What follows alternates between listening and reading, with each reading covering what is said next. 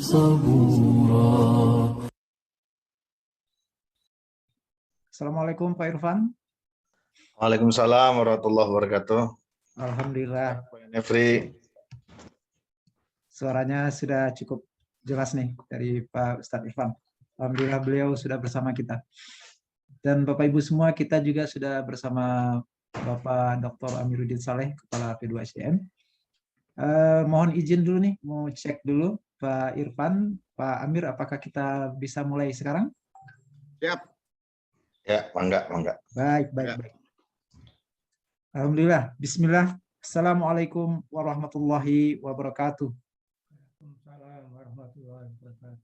Alhamdulillahirabbil alamin wassalatu wassalamu ala asrofil anbiya'i wal mursalin wa ala alihi wa sahbihi ajma'in amma ba'du. Allahumma salli ala Muhammad.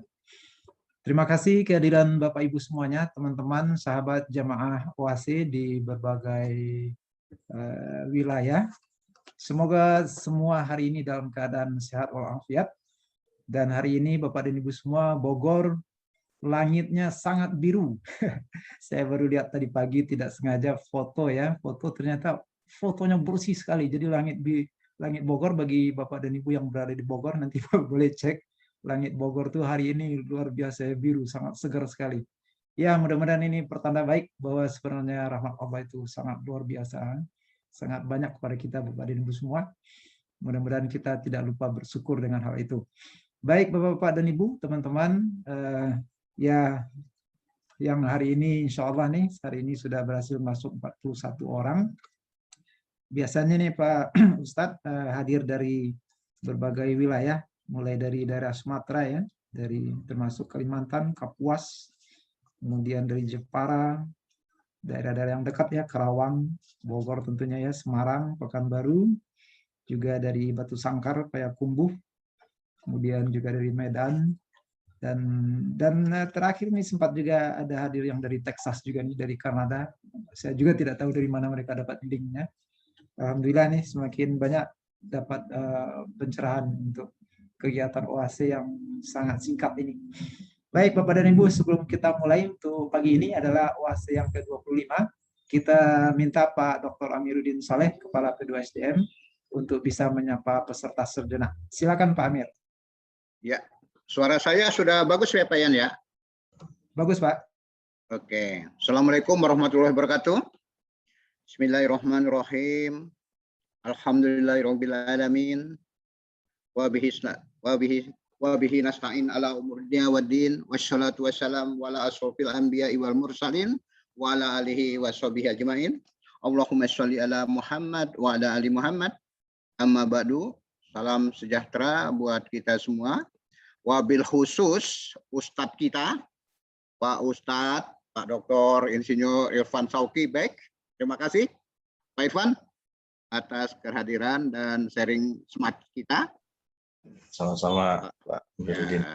Ya, terima kasih banyak juga kepada kawan-kawan setia kita, sahabat Villa di OAC kita, yang tadi Pak Yan katakan sudah yang ke-25 ya Pak Yan ya.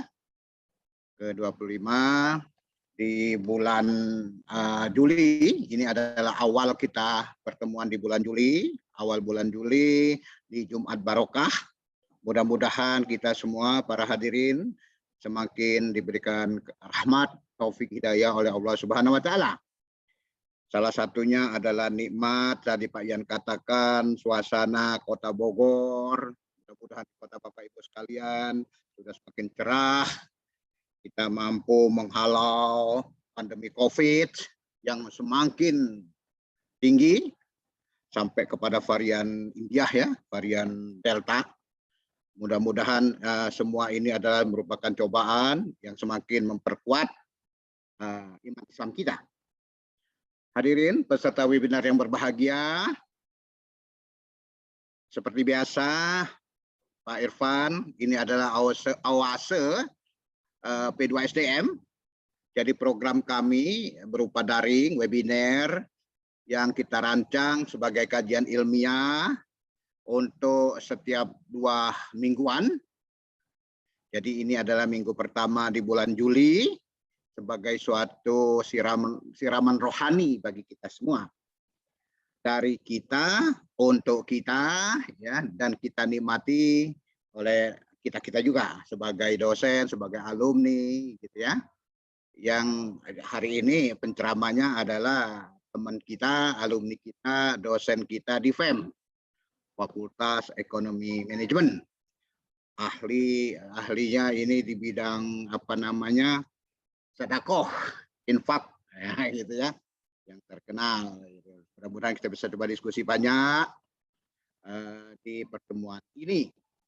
Nah, Pak Ustadz, Pak Dr. Irfan, kajian ilmiah Jumat ini kita ingin mudah-mudahan bisa sharing smart dengan topik yang kita harapkan bisa kita coba diskusikan adalah maka laksanakanlah sholat karena Tuhanmu dan berkurbanlah. Kira-kira itulah Pak Irfan. Harapan kita sebagai Muslim tentu kita harus merespon, menyikapi, membangun pola sikap dan tindakan pada hal-hal yang orientasinya untuk topik ini adalah sami'na wa ata'na. Kami dengar dan kami coba taati supaya respon, sikap dan tindakan tetap benar bagi kita semua ya dalam menjalankan amal ibadah sesuai dengan yang diajarkan dalam Islam. Saya ingin mensitir sedikit bahwa jadikanlah sedekah atau berkurban dan sholatmu sebagai ikhtiar memperpanjang umur dan menolong kita. Sesungguhnya Allah bersama orang-orang yang sabar. Nah, jadi mudah-mudahan nanti kita akan diperkaya oleh Al-Mukarram, Pak Ustadz, Pak Dr. Insinyur Haji Irfan Shauki Bek untuk menyampaikan petua-petua. Harapan kita adalah berlandaskan kepada Al-Quran dan Al-Hadis. Nah, sebagai penutup, marilah kita sekarang berdoa dulu. Semoga hal-hal yang menjadi cobaan-cobaan Allah menjadi kita menerima dengan lapang dada, dan kita juga mau bertobat, sekaligus kita coba membuat komitmen baru untuk menjalani hidup yang lebih berarti. Semoga niat baik ini Allah Subhanahu wa Ta'ala berikan kelancaran dalam segala urusan kita. Dalam keberkahan kita mendapatkan rezeki, dipanjangkan usia kita, dijaga dari segala mara bahaya, termasuk COVID-19, diluaskan rezeki kita, dijaga akidah kita beserta keluarga, anak cucu kita dari segala aliran dan ajaran yang menyimpang. Dan ditutup usia kita semua dalam keadaan husnul khotimah. Amin, amin, ya robbal alamin. Para hadirin yang dirahmati Allah, demikian sepatah sambutan kata dari saya atas perhatian dan kerjasama partisipasi aktif teman-teman sahabat filah. Saya ucapkan syukron. Billahi taufik wal hidayah. Wassalamualaikum warahmatullahi wabarakatuh. Waalaikumsalam warahmatullahi wabarakatuh.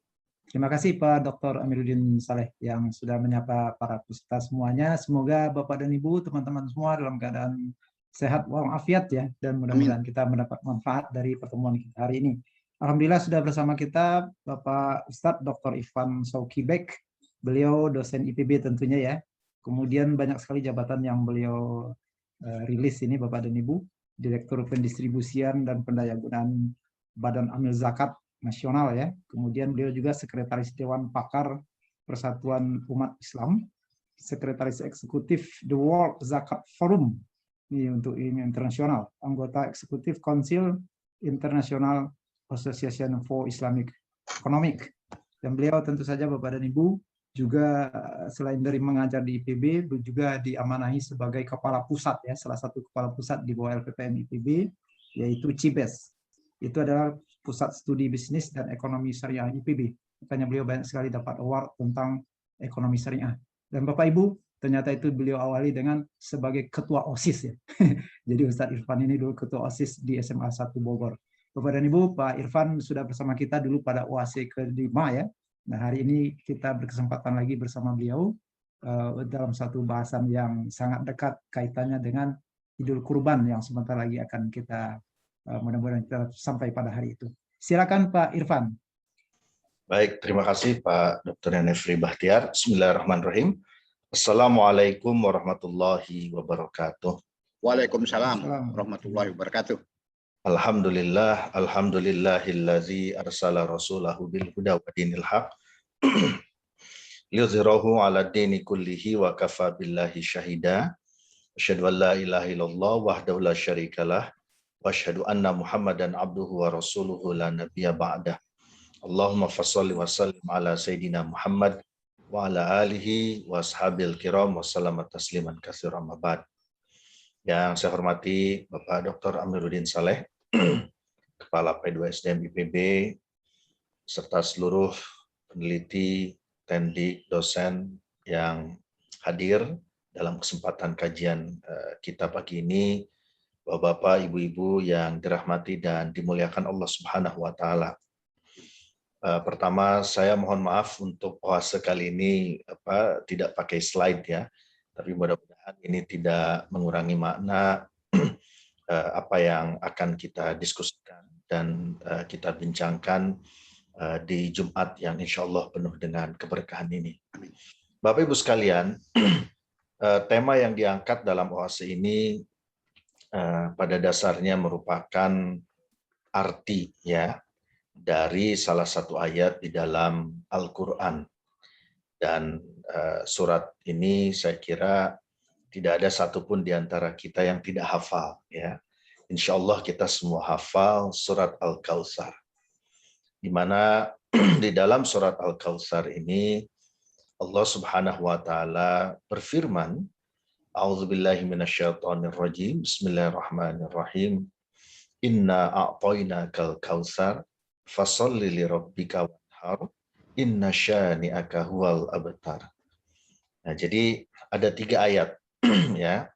Dan mayoritas ulama ya, para mufassirin mengatakan bahwa ayat ini adalah ayat Makkiyah ya, walaupun salah seorang imam ya, seorang mufassir yaitu Ibnu Katsir mengatakan ini termasuk di surat Madaniyah. Tapi jumhur mengatakan ini adalah surat Makkiyah ya. Nah, di dalam ayat ini Allah Subhanahu wa taala menjelaskan tentang nikmat yang begitu banyak ya yang Allah berikan, yang Allah anugerahkan kepada Rasulullah sallallahu alaihi wasallam. Di dalam ayat pertama atau di dalam pembukaan surat Al-Kautsar ini Allah menyatakan secara eksplisit, Inna a'tainakal kautsar. Sesungguhnya kami ini telah memberikan kepada engkau nikmat yang banyak. Nah, a'tainaka, apa makna kepada engkau, siapa yang dimaksud dengan engkau? Maka kalau kita melihat ya kitab-kitab tafsir yang ada, maka khitabnya ini adalah kepada Rasulullah Shallallahu Alaihi Wasallam, bahwa Allah telah memberikan ya begitu banyak nikmat kepada Rasulullah Sallallahu Alaihi Wasallam.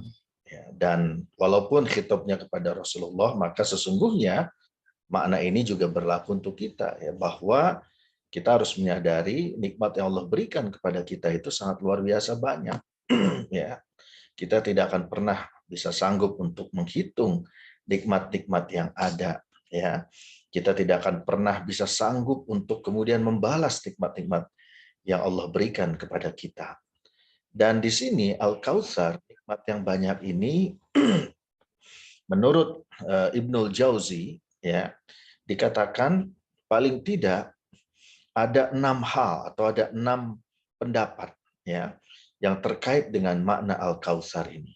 Ya, menurut Ibnul Jauzi. Jadi beliau merangkum pendapat-pendapat yang ada dari nas yang ada, dari hadis-hadis, ya, kemudian dari pendapat para sahabat ya dan para imam atau para mufassir lainnya. Maka menurut beliau makna Al-Kautsar itu nikmat yang banyak itu dimaknai paling tidak ada 6 hal ya. Yang pertama adalah makna Al-Kautsar berarti sungai yang ada di surga ya.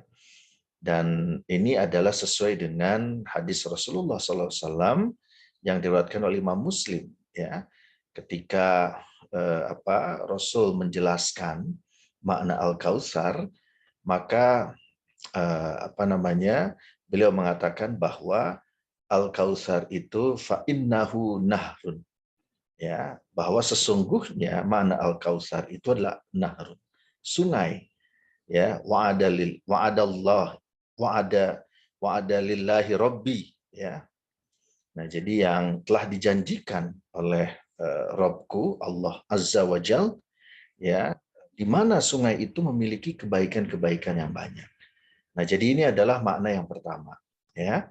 Kemudian yang kedua, tentu ya makna Al-Kautsar ini adalah kebaikan-kebaikan yang begitu banyak yang diberikan ya oleh Allah kepada Rasulullah, ya, sesuai dengan pendapat Ibnu Abbas, ya, dan di mana kebaikan-kebaikan ini sangat luar biasa karena segala yang ada pada Rasulullah itu pada dasarnya adalah kebaikan. Nah, kemudian yang ketiga, ya, menurut Imam Hasan Al-Basri, ya, itu dikatakan bahwa makna Al-Kautsar itu adalah ilmu dan Al-Quran. Jadi nikmat yang banyak ini itu ternyata yang paling besar itu Al-Quran dan ilmu yang Allah berikan kepada Rasulullah. Ya, Al-Quran itu adalah mukjizat terbesar, di mana di dalam Al-Quran itu banyak sekali ya hal-hal yang sangat kita butuhkan di dalam hidup kita. Al-Quran itu adalah manhajul hayah, kurikulum kehidupan. Semua hal, semua aspek itu ada di dalam Al-Quran. Kita mau bicara ekonomi misalnya, ya, maka Al-Quran itu adalah kitabullah yang syarat dengan ajaran terkait dengan ekonomi. Ya, ada banyak ayat. Menurut Profesor, saya lupa ya, dalam salah satu buku yang waktu itu menjadi salah satu buku pegangan wajib ya, ketika saya dulu S2, ya, maka ada sekitar 400-an ayat yang bicara tentang masalah ekonomi di dalam Al-Quran. Kalau dikumpulin kira-kira setara 3,5 juz, ya. Nah, jadi kita mau bicara riba, mau bicara zakat, mau bicara pengelolaan pangan, ya, manajemen krisis, misalnya crisis management seperti yang dilakukan oleh Nabiullah Yusuf alaihissalam. Ya, kita mau bicara apapun tentang masalah ekonomi, maka prinsip-prinsipnya ada di dalam Al-Quran. Ya, karena itulah Al-Quran merupakan manhajul hayah dan kita perlu meyakini bahwa Al-Quran itu adalah kitab yang komprehensif, yang bersifat syumuliyah. Ya, dan tidak perlu kita pertentangkan dengan yang lain, ya, seolah-olah kalau kita memegang teguh Al-Quran akan jadi anti Pancasila misalnya. Itu kan saya kira hal yang tidak tepat ya untuk diperbandingkan seperti itu, ya. Nah, jadi pendeknya di dalam Al-Quran itu kita akan menemukan semua hal yang kita perlukan dalam hidup ini. Karena itulah ini adalah nikmat terbesar yang Allah berikan. Kemudian adalah ilmu.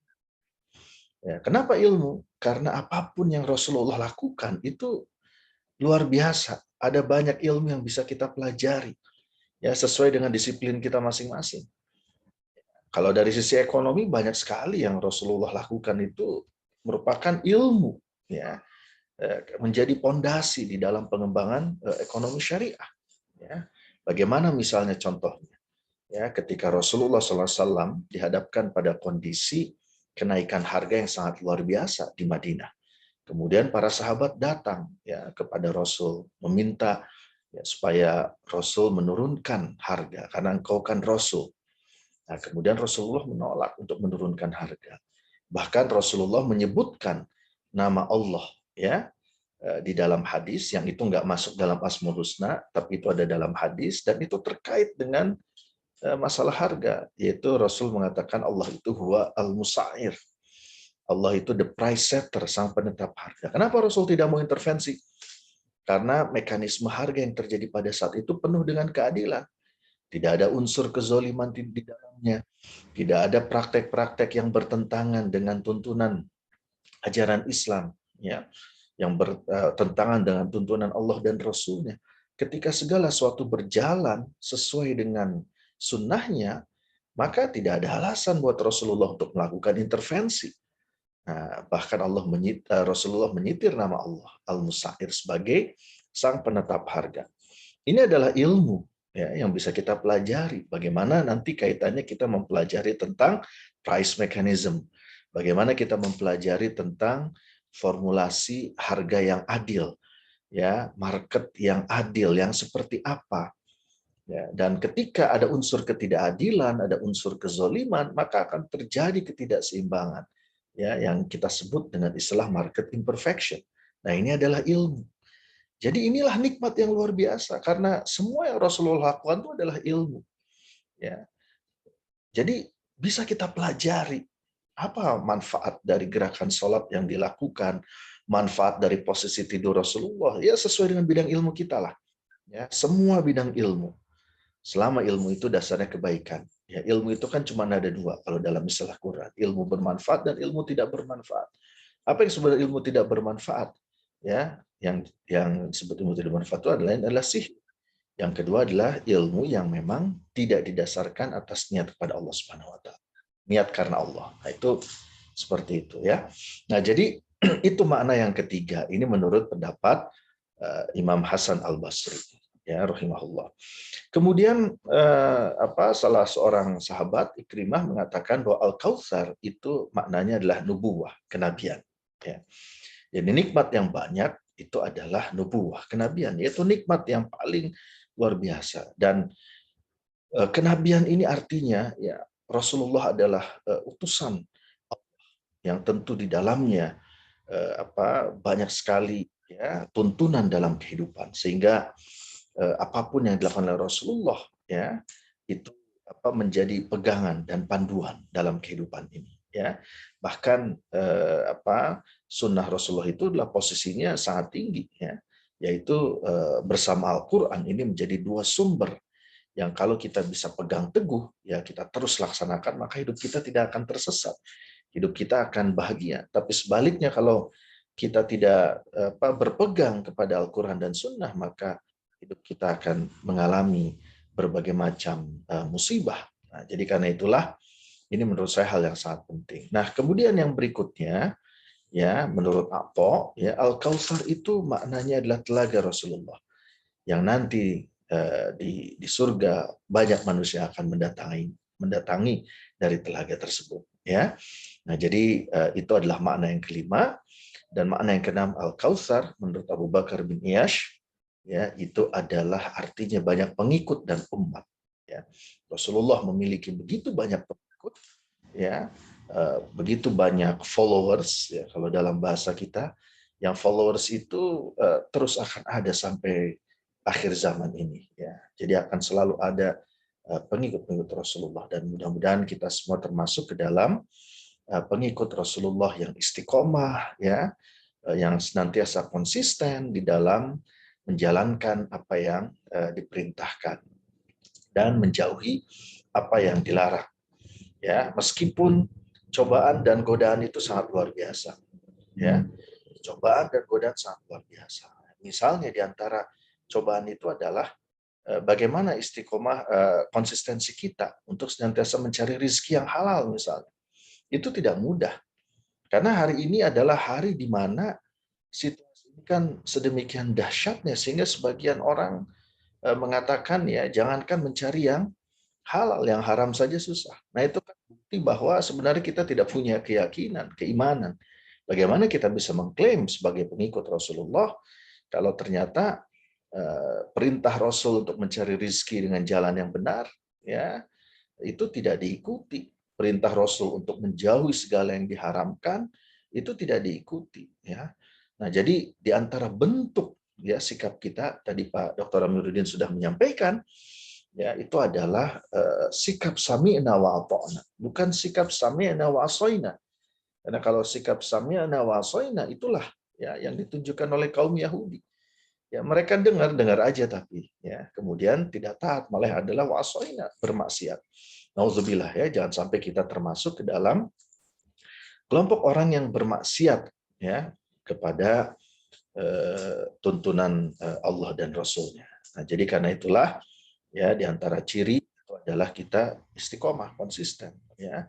Dan mencari rizki dengan jalan yang benar ini luar biasa. Ujungnya akan memberikan kenikmatan.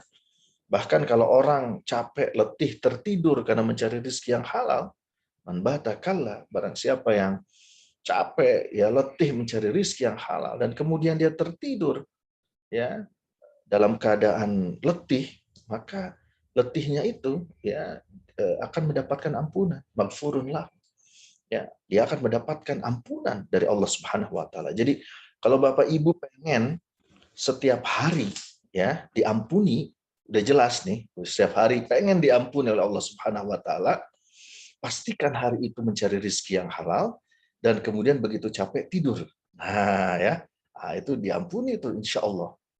Silakan kalau ada yang mau tidur pagi ini ya. Tapi bukan berarti jadi alasan tidur terus ya.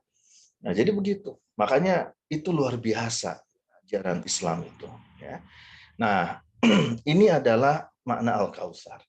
Dan tentu ketika orang itu mendapatkan nikmat yang luar biasa ya, maka tentu sebagai orang yang baik ya, maka semua kenikmatan dan kebaikan ini harus dibalas dengan kebaikan pula. Dan Islam mengajarkan ketika kita diberikan nikmat kebaikan, maka kita harus balas dengan rasa syukur. Nah, apa bentuk rasa syukurnya? Itu adalah pada ayat yang kedua. Di situ dikatakan fasholli li rabbika wanhar. Ya, maka dirikanlah salat li rabbika karena Tuhanmu. Wanhar, dan berkurbanlah. Jadi sebenarnya ayat yang kedua itu menjelaskan di antara bentuk rasa syukur. Ya, rasa syukur atas nikmat Allah yang begitu banyak. Ya, maka diperintahkan untuk mendirikan salat dan berkurban. Ya. Jadi tentu ya diri kita ini, karena tugas kita kan memahami ini dan kemudian mengamalkan ayat ini ya. Maka ketika kita mendapatkan begitu banyak karunia dan kenikmatan dari Allah Subhanahu wa taala ya, maka yang harus kita lakukan adalah fasholli li rabbika wanhar. Ya, jadi kita mendirikan sholat dan kurban hanya karena Allah Subhanahu wa taala. Dan ini adalah bentuk rasa syukur kita terhadap nikmat yang begitu banyak ya, nikmat yang begitu luar biasa. Nah, Qatadah ketika memaknai ya makna dirikanlah sholat, ya beliau berpendapat bahwa yang dimaksud adalah sholat Idul Adha ya. Nah, kemudian wanhar ya, yang dimaksud penyembelihan ini adalah berkurban ya pada saat hari Idul Adha ya, dari mulai 10 Zulhijjah, nah kemudian hari Tasyrik tanggal 11 sampai 13 ya. Itu adalah waktu untuk kita menyembelih ya hewan kurban sebagai bentuk rasa syukur kita ya. Dan itu menjadi hal yang sangat penting. Jadi memang maknanya di sini adalah kita melaksanakan sholat Idul Adha dan berkurban ya, itu adalah menurut pendapat Qatadah ya. Tapi sebenarnya kalau kita buat generalisir ya, kalau kita coba tadabburi ya, bahwa semua yang kita lakukan ibadah sholat ini ya tentu harus kita laksanakan karena Allah. Karena boleh jadi ada orang yang sholat bukan karena Allah ya. Boleh jadi ada orang yang sholat bukan karena Allah.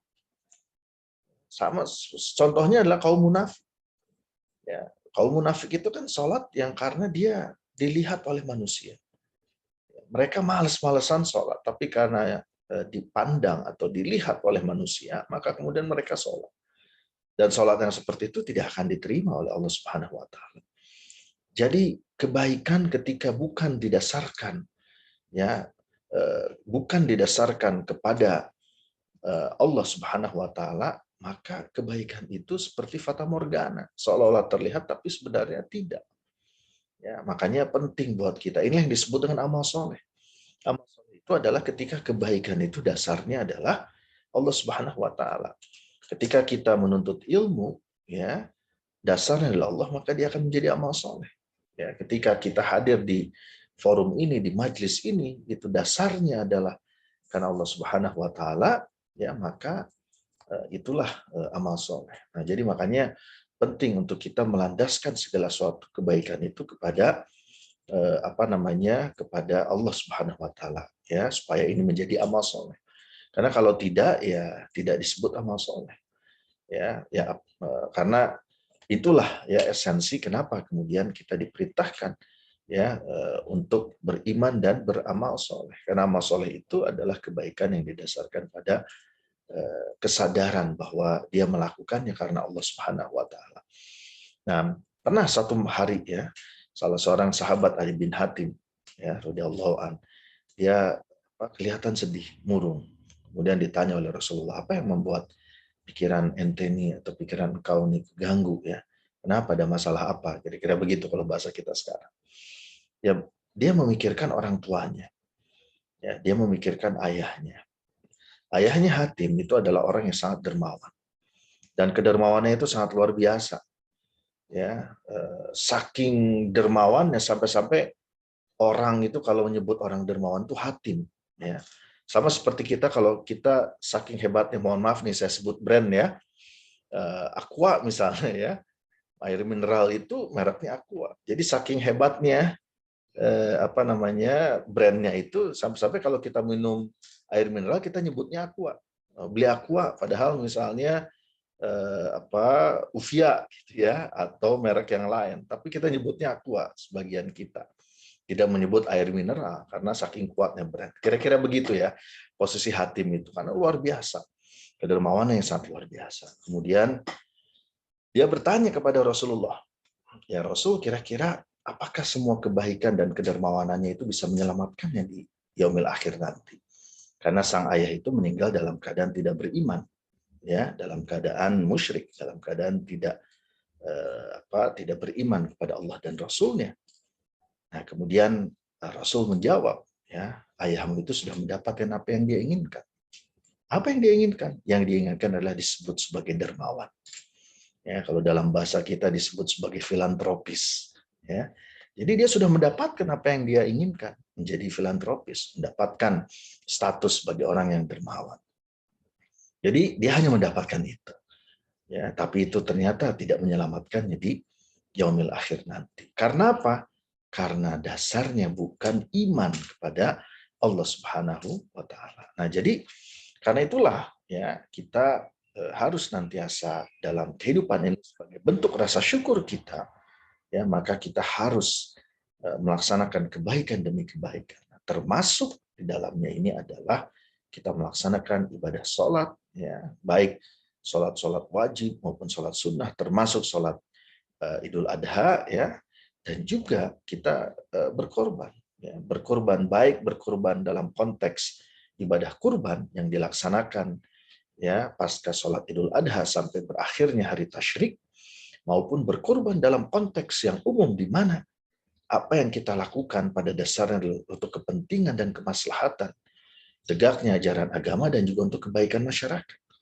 Ya, karena untuk menciptakan kebaikan, ya, untuk menjadi muslih, ya, kita ini jangan hanya soleh, tapi juga muslih. Ya. Muslih itu artinya orang yang menciptakan perbaikan. Ya, sekecil apapun kontribusi kita, ya, kalau kita berupaya menciptakan kebaikan, maka insya Allah ini akan balas. Dan ini adalah esensi ya bahwa kita bersyukur ya kepada Allah. Karena kalau ciri bersyukur itu artinya apa? Segala kebaikan yang kita dapatkan dari Allah kemudian kita gunakan untuk apa? Untuk menciptakan kebaikan dan perbaikan. Ya, menjadi muslih, memperbaiki kondisi ekonomi yang carut-marut, ya, memperbaiki kondisi pengelolaan SDM misalnya, ya, memperbaiki sistem pendidikan misalnya, kita memperbaiki sistem pelayanan kepada masyarakat, ya, buat pejabat bagaimana misalnya memberikan service excellence ya untuk masyarakat, untuk publik. Nah, itu adalah bagian dari minal muslihin, orang-orang yang menciptakan perbaikan. Nah, ini yang menurut saya menjadi hal yang sangat penting. Nah, terkait dengan Idul Adha ini, ya, maka ibadah kurban ini merupakan salah satu ibadah yang kalau bisa, saya yakin ya, Bapak Ibu yang hadir di tempat ini, di Zoom meeting ini adalah orang-orang yang Allah berikan kemampuan dan kapasitas ya untuk bisa berkurban. Nah, karena itulah manfaatkan momen Idul Adha mendatang ini, ya, Idul Adha 1442 Hijriah ini untuk kita manfaatkan dengan kita berkurban, ya. Jadi kalau bisa kita jadikan tradisi, kebiasaan di keluarga, ya. Tidak boleh ya ada tahun di mana kita tidak berkurban. Nah, kita usahakan, ya. Nah, kalau perlu menabung secara khusus, ya. Sekarang kan sudah banyak program-program menabung untuk berkurban, ya. Kita merasakan nikmatnya berkurban. Dan ibadah kurban ini ibadah yang bersifat multidimensi. Ibadah yang sangat luar biasa. Implikasinya itu implikasi yang sifatnya multidimensi. Ya, baik dimensi ruhiyah, spiritual, ya, maupun juga dimensi sosial dan dimensi ekonomi. Jadi ibadah kurban ini luar biasa, ya, dimensi ekonominya luar biasa, dimensi sosialnya luar biasa, dimensi ruhiyahnya jelas, ya, jelas bahwa wanhar itu adalah bentuk rasa syukur kita kepada Allah Subhanahu wa taala atas nikmat yang Allah berikan kepada kita. Ya, la in syakartum la azidannakum wa la in kafartum inna azabi lasyadid. Itu kata Allah di dalam Al-Qur'an, ya, bahwa kalau kita bersyukur atas nikmat yang Allah berikan, maka pasti Allah akan tambah. Tapi kalau kita kufur nikmat, maka Allah mengingatkan azabnya itu sangat sangat pedih, ya. Jadi kita harus takut dengan azab Allah kalau kita kufur nikmat, ya. Nah, di antara bentuk syukur nikmat itu adalah kita berkurban. Nah, karena itu mari kita manfaatkan Bapak Ibu sekalian, ya. Momentum ibadah kurban tahun ini harus kita manfaatkan dengan baik, ya. Supaya secara ruhiyah kita semakin kuat, keimanan kita semakin tinggi, ya, semangat berkorban kita itu semakin tinggi. Nah, sehingga kita mendapatkan karunia dan keberkahan dari Allah Subhanahu wa taala, sehingga Allah akan menambah dan melipat gandakan nikmatnya kepada kita. Nah, jadi karena itu manfaatkan, ya. Jangan sampai Bapak Ibu di dalam keluarga tidak ada yang berkurban, ya.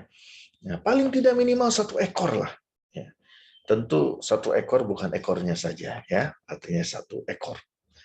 Nah, jadi paling tidak itu, ya. Bahkan kalau lihat di mazhab Hanafi itu wajib sebenarnya, ya. Tapi jumhur ulama mengatakan ya ini adalah sunnah yang sangat dianjurkan, sunnah muakkadah, sangat-sangat dianjurkan, ya, untuk dilaksanakan. Ya, waktu saya di Pakistan itu, ya, itu setiap rumah itu pasti berkurban tuh kalau udah Idul Adha. Ya, dan biasanya orang mudiknya itu di pas Idul Adha. Jadi Idul Adha itu waktunya mudik, setiap rumah menyembelih hewan gitu. Nah, jadi itu yang menurut saya satu tradisi yang baik, ya itu. Nah, itu saya kira kita mudah-mudahan ya bisa ikut, ya, untuk memanfaatkan momentum ibadah kurban ini, ya, paling tidak 1 rumah 1 ekor lah, ya. Nanti bisa bergantian, ya, mungkin tahun ini bapaknya dulu, tahun depan ibunya, tahun depannya lagi anaknya. Kalau bisa 1 anggota keluarga 1 ekor bagus, ya. Kalau bisa 2 silahkan, ya, tentu sesuai kemampuan, tapi minimal jangan sampai enggak, gitu ya. Minimal 1 ekor, ya. Nanti insya Allah pahalanya untuk semua anggota keluarga, ya. Nah, jadi ini yang saya kira perlu untuk kita sadari. Kemudian yang kedua, dimensi sosial, ya. Ibadah kurban ini adalah satu ibadah yang secara sosial ini akan semakin merekatkan hubungan horizontal antar kelompok di dalam masyarakat. Jadi akan ada hubungan, ya, yang sangat baik, ya, akan memperkuat semangat saling peduli dan saling mencintai, akan mengurangi kedengkian, akan mengurangi suudzon, ya, akan mengurangi buruk sangka.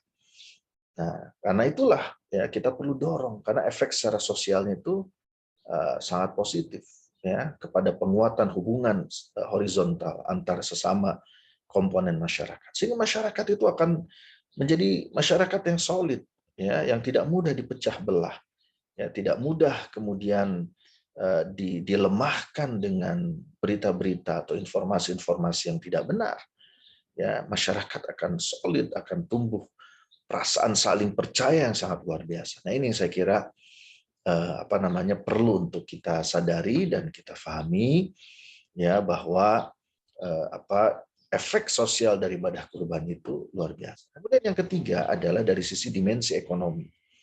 Nah, dimensi ekonomi ini juga sangat luar biasa, ya. Dimensi ekonomi dari ibadah kurban ini adalah bagaimana kemudian, ya, ibadah kurban ini bisa mendorong atau memperkuat ekonomi untuk bergerak. Ya, kita sampai dengan kuartal 1 triwulan pertama ini kan pertumbuhan kita masih negatif, ya. Walaupun dengan angka yang semakin kecil. Tapi artinya sejak kuartal 2 triwulan kedua tahun lalu sampai triwulan pertama, ya, tahun ini, ya, kondisi ekonomi kita masih negatif, kita masih dalam suasana resesi. Nah, barangkali, ya, dengan momen Idul Fitri kemarin dan juga Idul Adha sekarang, ya, di kuartal 2 ini ekonomi bisa jadi tumbuh, ya. Salah satunya karena apa? Karena tadi, ya, dengan adanya ibadah kurban ini. Dari studi yang dilakukan oleh Basnas bersama UI, ya, dengan PBS UI, Pusat Ekonomi dan Bisnis Syariah UI, itu nilai ekonomi kurban itu mencapai angka 69 triliun, ya, nilai ekonomi kurban, gitu. Jadi itu economic value dari kurban, ya, dan mungkin angkanya akan naik, ya, tahun ini karena biasanya ada kenaikan, ya, mungkin 5%, 10%, walaupun ekonomi tumbuh negatif, tapi angka kurban mengalami kenaikan, ya. Sama seperti tahun lalu juga kan angka mengalami kenaikan, ya, walaupun kenaikannya tidak terlalu besar. Tapi artinya di situ ada banyak ruang rupanya untuk kita mengembangkan perekonomian, ya, dengan adanya ibadah kurban ini. Ya, misalnya sektor peternakan, ya. Ibadah kurban ini kan ibadah yang menjamin sektor peternakan ini selalu strategis, ya, karena hewan-hewan kurban ini paling tidak ini ibadah yang menjamin bahwa demand atau permintaan terhadap hewan kurban itu akan selalu ada. Nah, sehingga ini kan harusnya dikelola dari sisi supply-nya. Bagaimana misalnya dari sisi supply ini, ya, umat ini bisa menikmati, ya, bisa menikmati manfaat dari ekonomi kurban ini, ya. Pak Yanefri, walaupun saya sebenarnya sejak Februari ini sudah tidak di Basnas, Pak. Saya sudah pindah di BWI, ya, di Badan Wakaf Indonesia sebagai anggota BWI. Tapi dulu waktu di Basnas, ya, sebagai direktur pendistribusian, yang kita lakukan antara lain memanfaatkan ibadah kurban ini, ya, dalam konteks pemberdayaan peternak mustahik yang kita miliki, ya. Kita punya namanya Lembaga Pemberdayaan Peternak Mustahik. Nah, itu salah satu isinya itu adalah bagaimana kemudian, ya, para peternak duafa ini bisa ikut menikmati. Nah, bahkan beberapa ada yang bisa berubah status, ya, karena kemampuan kepiawaian ya sangat piawai, ya, sangat ahli, ya, bisa kita develop, ya, kapasitasnya. Kemudian juga kita bekali dengan kemampuan marketing, ya, kemudian juga kita ciptakan ekosistem yang membuat market untuk dia, ya. Misalnya contoh, kalau program kurban yang kita lakukan, ya, maka hewannya kita ambil dari peternak kita dulu. Kalau sudah habis, permintaan masih banyak, baru kita cari peternak-peternak yang lain, ya, yang duafa. Tapi artinya dengan kita ciptakan ekosistem, uang itu bisa kembali ke peternak dan ada peningkatan dari sisi kehidupan mereka. Nah, jadi ini contoh, ya. Contoh bagaimana kemudian, ya, kita bisa manfaatkan ibadah kurban ini untuk kebaikan. Ya, nah inilah, ya, di antara makna tadabbur kita terhadap surat Al-Kautsar dan ayat yang terakhir, ya. Di sini dikatakan inna syani'aka huwal abtar. Ya, sesungguhnya orang yang membenci kamu dialah yang terputus. Ya, karena ini khitabnya bicaranya adalah tentang Rasulullah. Maka siapa yang membenci dan mengusir Rasulullah, ya, yaitu orang-orang kafir, ya, orang-orang yang tidak beriman, orang musyrik, ya, orang-orang kafir Quraisy, ya, orang-orang Yahudi yang tidak beriman, orang Nasrani yang tidak beriman, ya. Dan mereka itu kaum musyrikin itu mereka meyakini begini, ya. Kenapa di sini dikatakan terputus, ya? Inna syani'aka wal abtar, ya, membenci dia yang terputus. Karena orang-orang musyrikin itu, ya, itu mereka punya keyakinan kalau orang udah meninggal, udah terputus, ya, pujian-pujian untuknya. Nah, jadi pujian-pujian untuk orang itu akan mati, akan hilang dengan sendirinya. Kalau seorang mati sudah selesai, ya. Tapi ternyata, ya, tidak demikian dengan Rasulullah. Ya. Rasulullah pun sudah wafat, gimana? Ya terus, ya, kita puji, ya, kita selalu bersolawat kepada Rasulullah SAW, ya, sampai hari akhir, ya, sampai kiamat nanti, begitu. Nah, jadi seperti itu, ya. Nah, artinya apa? Artinya di sini Allah meninggikan Rasulullah SAW, ya, meninggikan pujian bagi Rasulullah SAW. Dan justru orang-orang yang tidak beriman yang memusuhi Nabi itulah yang kemudian nanti dia akan berakhir begitu mati udah selesai, begitu, ya. Yang ada seperti itu, ya. Sementara Rasulullah justru sampai akhir zaman, ya, para pengikutnya itu kita semua akan selalu bersolawat kepadanya, ya. Nah, jadi karena itulah, ya, Bapak Ibu sekalian, mudah-mudahan dari surat Al-Kautsar ini, ya, kita semua bisa mengambil pelajaran, mengambil hikmah, dan mudah-mudahan semangat keimanan kita semakin kuat, ya, semakin mantap, dan mudah-mudahan Allah Subhanahu wa taala juga memberkahi dan melindungi kita. Dan terakhir, sebelum sebelum saya tutup, ya, saya ingin mengajak juga nih kepada Bapak Ibu sekalian, ya, bahwa suasana pandemi ini kan sangat luar biasa, ya. Dan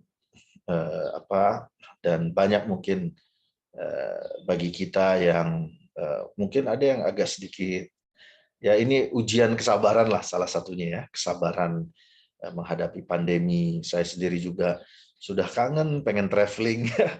Ya, jadi ini belum pernah ini, ya, belum berani traveling gitu kan.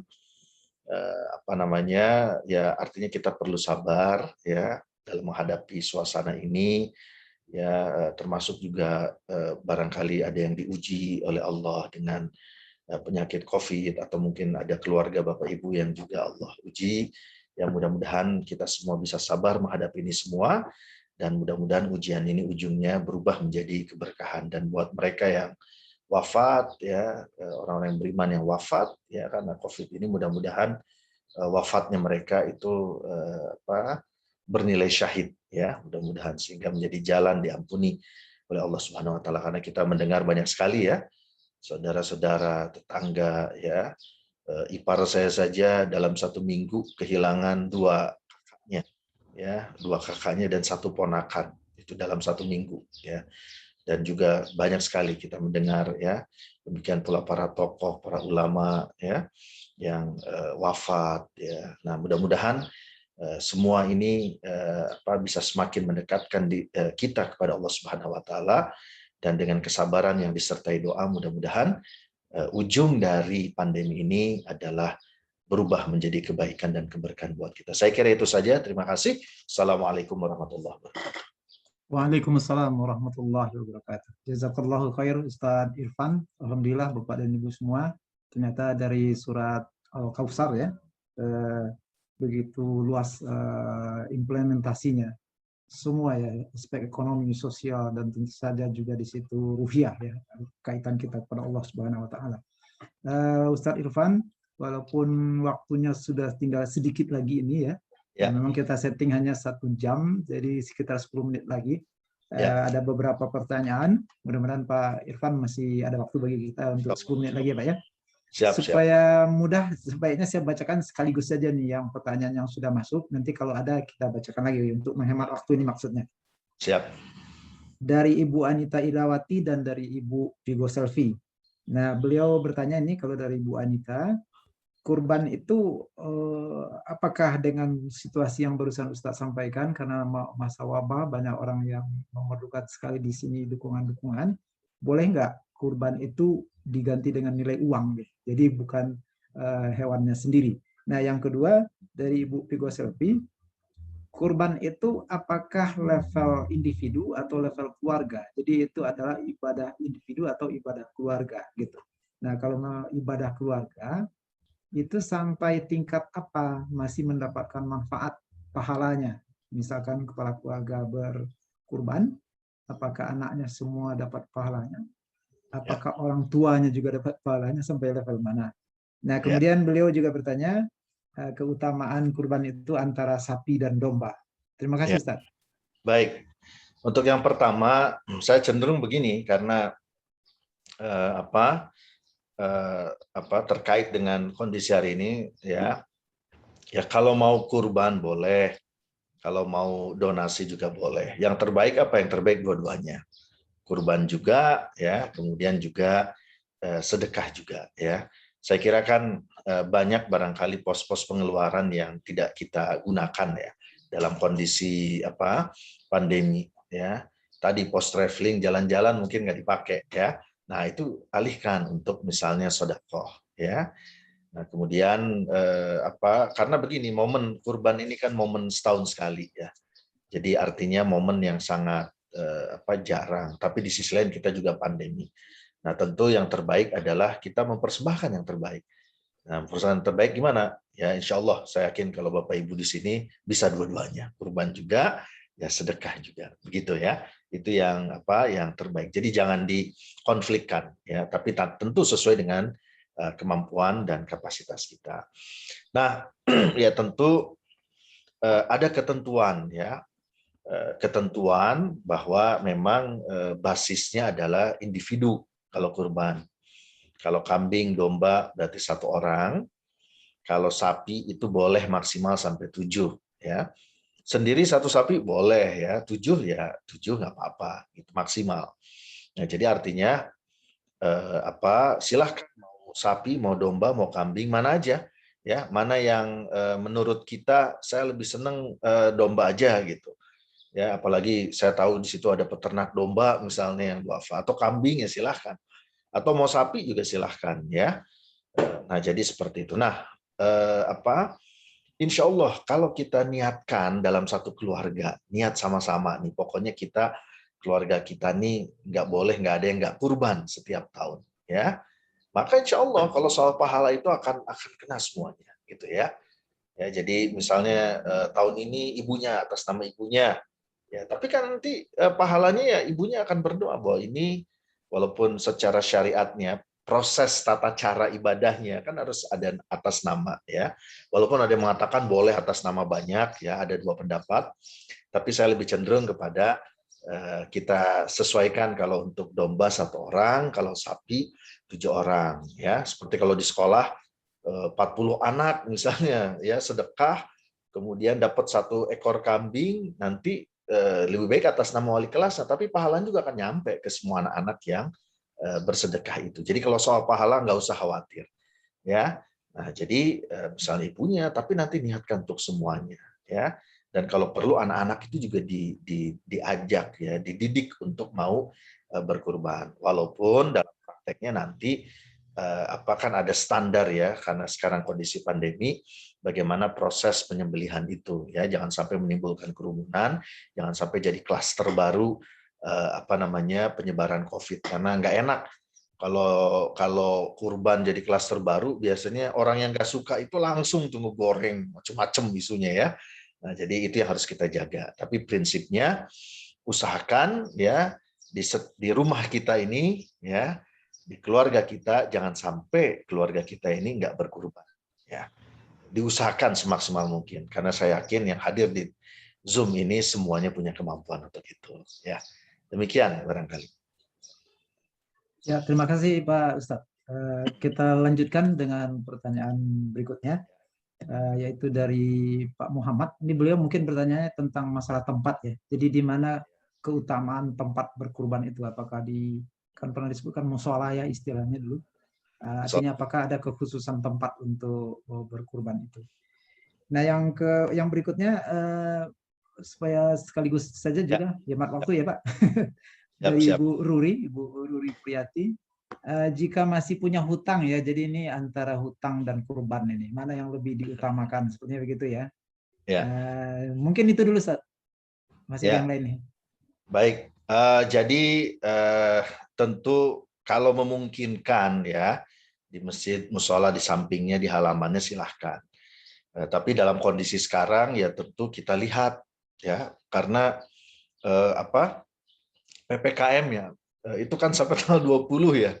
Jadi ya kita perhatikan lah, kalau sekarang ini kan tidak perlu dipaksakan ya.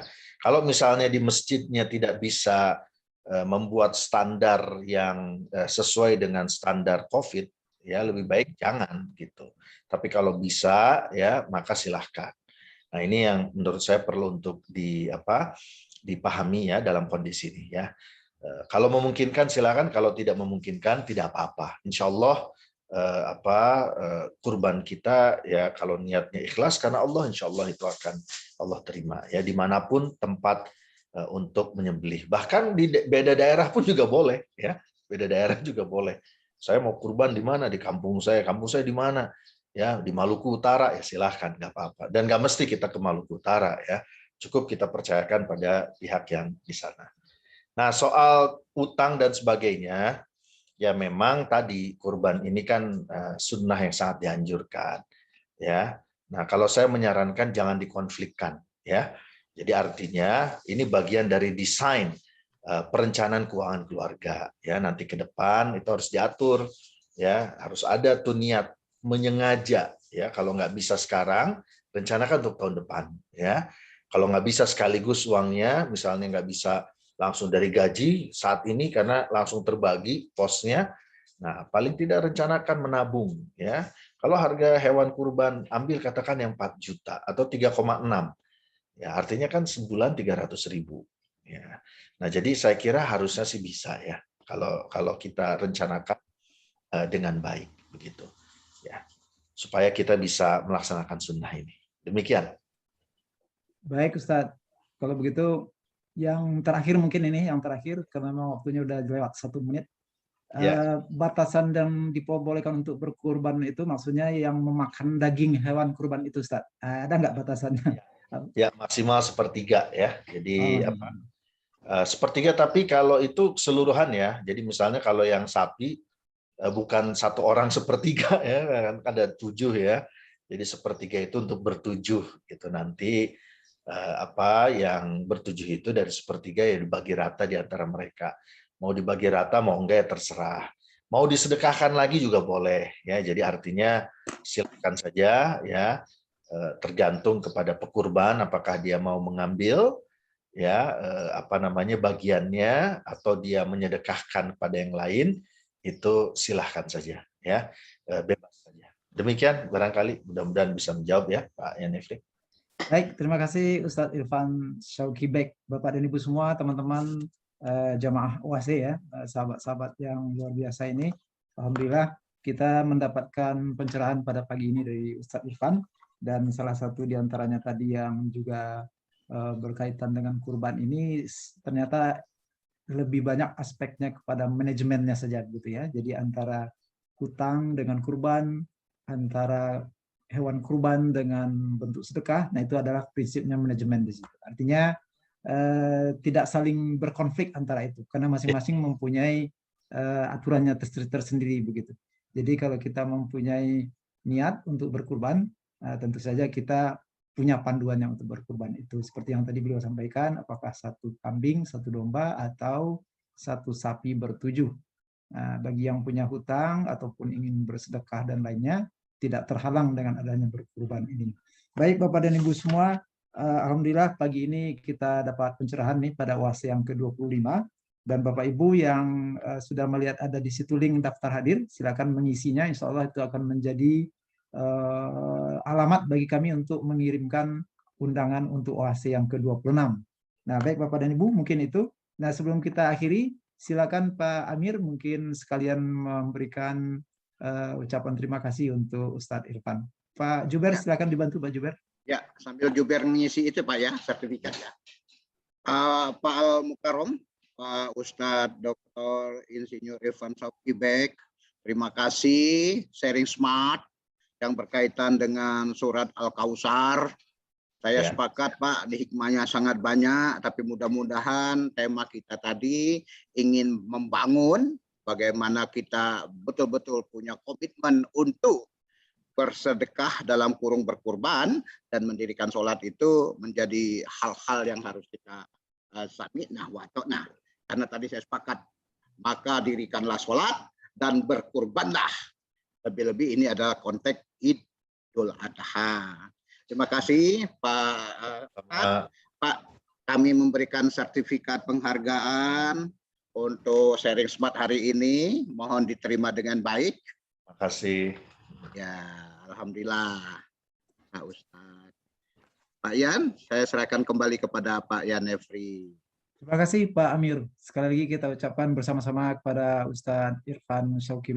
Jazakallahu khair. Semoga Allah menambahkan ilmu bagi beliau. Dan semoga apa yang beliau berikan pada kita tadi menjadi ilmu yang bermanfaat bagi kita semua. Amin. Akhirnya P2SDM FPM IPB menyampaikan terima kasih atas kehadiran Bapak Ibu semua dan sampai berjumpa insya Allah pada OAC yang ke-26. Terima kasih sekali lagi dan silakan mengisi daftar hadir bagi yang ingin dijapri untuk undangan OAC ke-26. Kita tutup pertemuan ini dengan sama-sama membaca doa penutup majelis. Subhanaka Allahumma wa bihamdika asyhadu an la ilaha illa anta astaghfiruka wa atubu ilaik. Assalamualaikum warahmatullahi wabarakatuh. Waalaikumsalam. Terima kasih Pak Amir, Pak Yan. Ya, sama-sama Pak Ustadz. Sekalian. Terima kasih Pak Ustadz. Ya. Ya. Assalamualaikum. Waalaikumsalam warahmatullahi wabarakatuh. Pak Yen, terima kasih Pak. Terima kasih. Sama-sama Ibu. Terima kasih Bu. Terima kasih. Terima kasih Bu Sis. Sama-sama Pak. Zakillah. Saya izin live Pak. Ya, enggak Bu. Insya Allah ketemu Bu. OAC 26 ya Bu. Insya Allah. Ya. Zakillah Pak. Wa iyyakum.